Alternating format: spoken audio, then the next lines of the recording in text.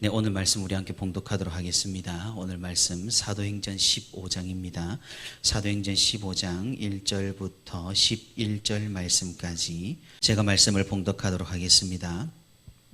어떤 사람들이 유대로부터 내려와서 형제들을 가르치되 너희가 모세의 법대로 할례를 받지 아니하면 능히 구원을 받지 못하리라 하니 바울 및 바나바와 그들 사이에 적지 아니한 다툼과 변론이 일어난지라.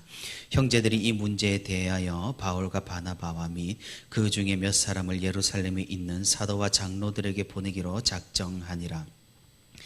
그들이 교회의 전송을 받고 베니게와 사마리아로 다니며 이방인들이 주께 돌아온 일을 말하여 형제들을 다 크게 기쁘게 하더라. 예루살렘에 이르러 교회와 사도와 장로들에게 영접을 받고 하나님이 자기들과 함께 계셔 행하신 모든 일을 말하며 바리새파 중에 어떤 믿는 사람들이 일어나 말하되 이방인에게 할례를 행하고 모세의 율법을 지키라 명하는 것이 마땅하다 하니라.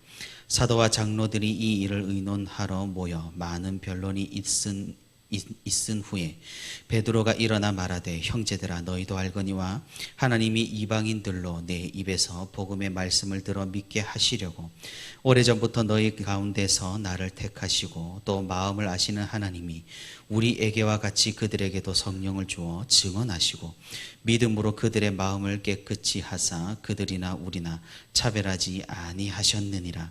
그런데 지금 너희가 어찌하여 하나님을 시험하여 우리 조상과 우리도 능히 매지 못하던 멍에를 제자들의 목에 두려느냐. 그러나 우리는 그들이 우리와 동일하게 주 예수의 은혜로 구원받는 줄을 믿노라 하니라. 아멘. 네, 오늘도 이렇게 주님과 동행하기 위해 새벽기도의 자리에 나온 우리 모든 성도 여러분 진심으로 환영하고 또 축복합니다. 오늘도 우리가 함께 말씀을 듣는 가운데 함께 기도 제목을 가지고 기도하는 가운데 하나님의 크신 은혜와 위로가 풍성히 있기를 주님의 이름으로 소망합니다.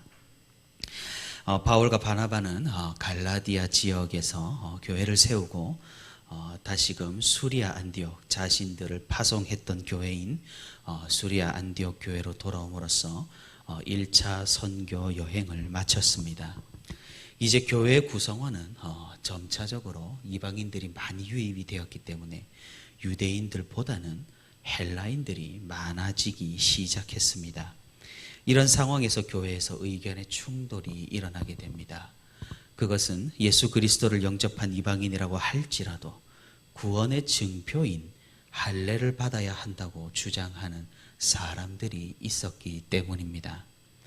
이들은 율법주의를 따르는 유대인들로서 이방인의 유입이 다소 우려가 되었고 그리고 이방인이 교회에 절대 다수가 되는 것을 걱정하였고 또한 이렇게 이방인을 교회로 유입시키는 바울의 선교 전략에 의문을 표했습니다. 왜냐하면 사도 바울은 이방인에게 복음을 전할 때 율법, 규율, 율례 이런 것들을 거의 언급하지를 않았기 때문입니다.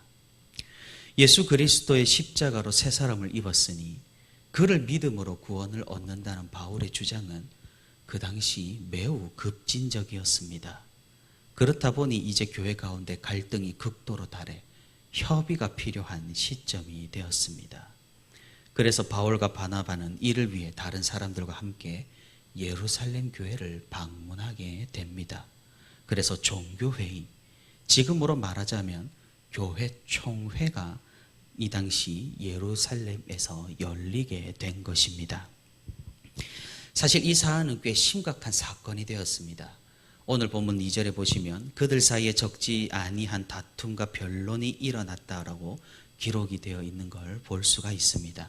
여기서 다툼과 변론이라고 번역되어 있는 이 단어는 신약 성경의 다른 곳에서는 똑같은 단어로 폭동, 반란이라는 의미로 사용이 되는 것을 살펴볼 수가 있습니다. 다시 말해서 이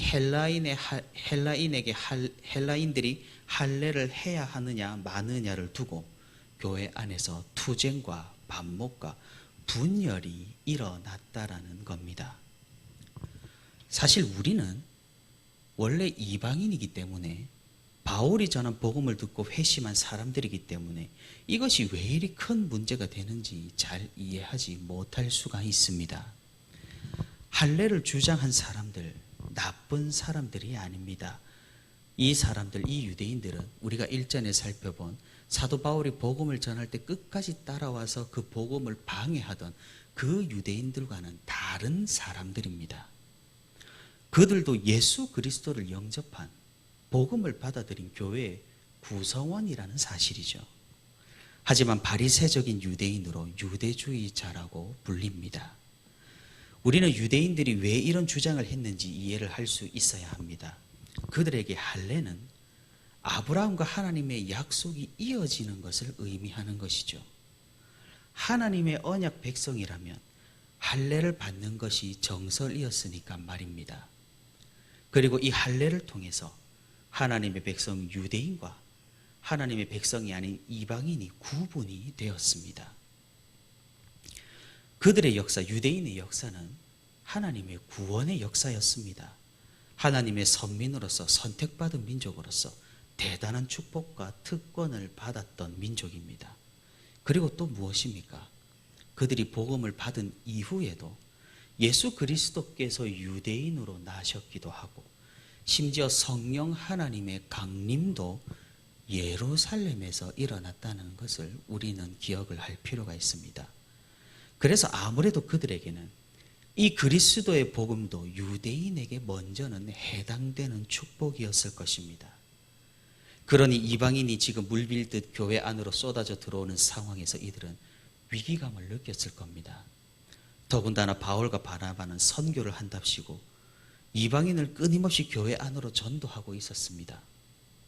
이러다가는 자신들의 정체성, 자신들이 지켜온 고유하고 성스러운 이 관례들은 흔적도 없이 사라져 버릴 것만 같았을 겁니다.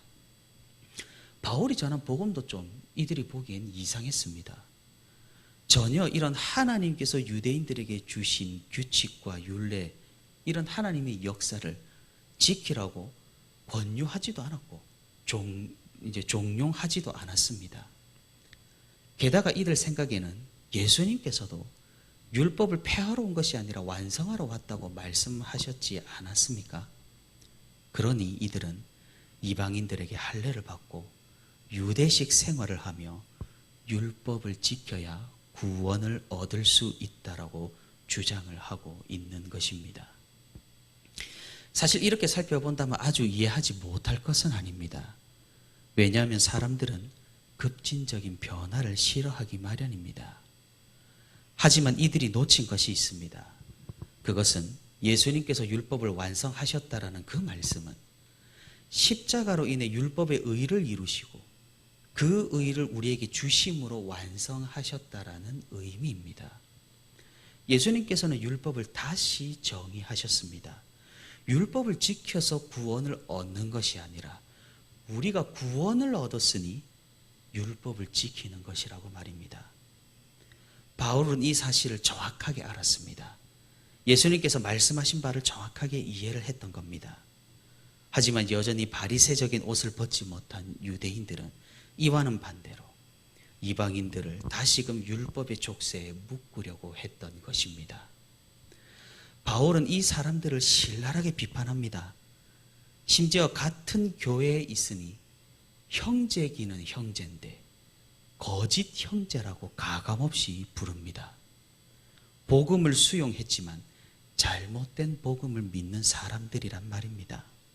이런 갈등은 예루살렘 교회에서 첨예하게 일어났던 것입니다. 예루살렘에 모여서 사도들과 지도자들이 갑론을박을 벌입니다. 부정할 수 없이 분명한 것은 이방인들을 구원하시기로 작정하신 하나님의 역사입니다. 오늘 본문 4절에서 이들은 선교 여행 때 일어난 일들을 보고합니다. 그리스도의 복음이 어떻게 이렇게 땅끝까지 전파되는 그 과정을 다 같이 보고 다 같이 기뻐합니다. 하지만 언제나 찬물을 끼얹는 사람은 한둘 있기 마련입니다. 유대주의자들이 이런 기뻐하는 분위기 속에서 이방인들이 할례를 받고 모세의 율법을 지키는 것이 마땅하다라고 주장하기 시작했던 겁니다. 삽시간에 이 회의 장소는 난리가 났습니다. 고성이 오가고 자기 주장을 열렬히 토로하기 시작합니다. 그러던 중에 베드로가 일어나 이 사건을 정리하는 말을 하기 시작합니다. 베드로는 거의 10년 전에 자신을 사용하셔서 고넬료와 이방인에게도 복음을 전파하신 하나님의 역사를 언급하면서 차분하게 주장합니다. 하나님께서 이루어 가시는 이 역사를 가만히 보니 유대인이나 이방인이나 같은 종류다. 차별이 없다라고 말합니다. 유대인이라고 특별할 것도 없고 이방인이라고 더 짊어질 것도 없다고 합니다. 오늘 본문 11절입니다. 그러나 우리는 그들이 우리와 동일하게 주 예수의 은혜로 구원받는 줄을 믿노라. 베드로의 결론입니다. 율법이라는 것은 유대인들에게도 멍에였습니다. 지키지 못할 그것은 유대인에게 족쇄와도 같았습니다. 그것을 유대인들이 다시금 이방인에게 씌울 아무런 이유가 없다라고 말하고 있는 것이죠. 왜 그렇습니까? 예수님께서 모두 이루셨으니까 말입니다. 유대인이나 이방인이나 같은 성령을 받았고 같은 그리스도를 믿습니다. 율법을 이루신 그분의 의로우심에 따라서 우리의 멍에는 벗어졌습니다. 그러니 우리는 믿음으로 구원을 얻는 것이고 우리의 행위나 우리의 어떠함으로 구원을 얻는 것이 아니라는 겁니다. 베드로는 이렇게 총회 가운데서 자신의 경험을 통해 그리스도의 복음을 정확하게 찝으면서 유대주의자들의 이중성을 꼬집었습니다. 사랑하는 성도 여러분, 하나님께서는 유대인들에게 율법을 주셨습니다. 그리고 예수 그리스도를 통해 하나님 그 자신이 그 주신 율법을 이루셨습니다. 그래서 구원이 그리스도를 믿는 누구에게나 있습니다. 이것이 바로 복음입니다. 하지만 우리는 오해할 수 있습니다. 유대주의자처럼 말입니다. 그래도 율법을 지켜야 하지 않느냐고 말입니다. 물론 틀린 말은 아닙니다. 하지만 순서가 잘못되었습니다. 우리는 율법을 지키기 위해 율법을 지켰기 때문에 구원을 얻는 것이 아니라는 겁니다. 할례를 받고 모세의 율법을 지켜야만이 하나님의 백성이 되고 유대인이 되어야지만 구원을 얻는 것이 아니라는 사실입니다. 지금 교회 가운데에서도 이런 행위주의자, 율법주의자, 유대주의자는 얼마든지 있을 수 있습니다. 그럼 무엇입니까? 율법은 우리에게 어떤 필요가 있으며 어떤 효용이 있습니까? 그것은 예수 그리스도로 구원을 받은 우리는 그리스도를 사랑하게 됩니다. 하나님을 사랑하게 됩니다. 구원받은 백성으로서 그리스도의 사랑을 받은 우리는, 하나님의 사랑을 받은 우리는 하나님을 소중히 여기며 하나님을 경외하게 됩니다. 그래서 그 방법이 무엇입니까? 바로 율법인 셈입니다. 하나님을 사랑하는 방법, 구원받은 우리가 이 세상에서 하나님의 말씀대로 살아가는 방법, 율법은 등불과 같은 역할을 감당하게 됩니다. 사랑하는 사람이 우리에게 명령을 하면 그것은 명령이 아니게 되는 것이죠. 예를 들어 부모가 자녀에게 밥을 먹어라 하는 말은 강요나 명령, 지켜야 할 의무가 아닌 것입니다. 그것은 사랑하기 때문에, 살아야 하기 때문에, 바르게 커야 하기 때문에 주시는 그런 사랑의 명령입니다. 이 명령은 지켜도 되고 안 지켜도 되는 그런 것이 아닙니다. 왜냐하면 우리는 지킬 수밖에 없습니다. 왜 그렇습니까? 주님을 사랑하기 때문입니다. 사랑하기 때문에 우리는 순종하는 것이지, 사랑 없이 그것을 지킨다고 구원이 있는 것이 아니라는 사실입니다. 율법은 완성되었습니다. 그리스도로 완성이 되었고 이미 이루신 그 의로움은 우리 가운데 있습니다. 그리스도의 사랑으로 율법의 의로움이 우리 가운데 있다면 우리는 기꺼이 즐거움으로 하나님의 말씀과 그 명령에 기쁘게 순종하게 된다라는 말입니다. 설령 우리가 연약하고 부족하여서 그 명령을 어설프게 따른다고 할지라도 우리가 주님께 붙들려 있고 그 사랑 안에 머물러 있다면 우리는 은혜 가운데 괜찮을 수 있는 것입니다. 그러니 무엇입니까? 이것은 어쩌면 강제하는 것보다 어쩌면 더 어려운 일일 수가 있다라는 겁니다. 그래서 예수님께서는 바리새인의 의보다 더 의롭지 않으면 구원을 얻을 수 없다고까지 말씀하신 것입니다. 사랑하는 성도 여러분, 우리가 그리스도를 사랑함으로써 그분의 말씀을 지키는 기쁜 순종이 우리 삶에 있기를 소망합니다. 믿음 이꼴 구원, 구원 이꼴 천국, 이런 단순한 것 절대로 아닙니다.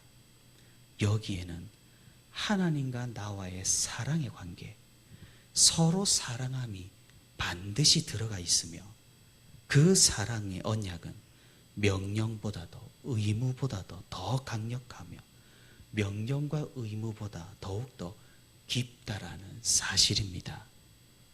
오늘도 이런 그리스도의 사랑 안에 머무름으로써 우리가 하나님의 말씀과 그분의 뜻에 기쁘게 순종하며 오늘 하루를 살아가는 저와 우리 부천시민교회 모든 성도가 되기를 주님의 이름으로 소망합니다.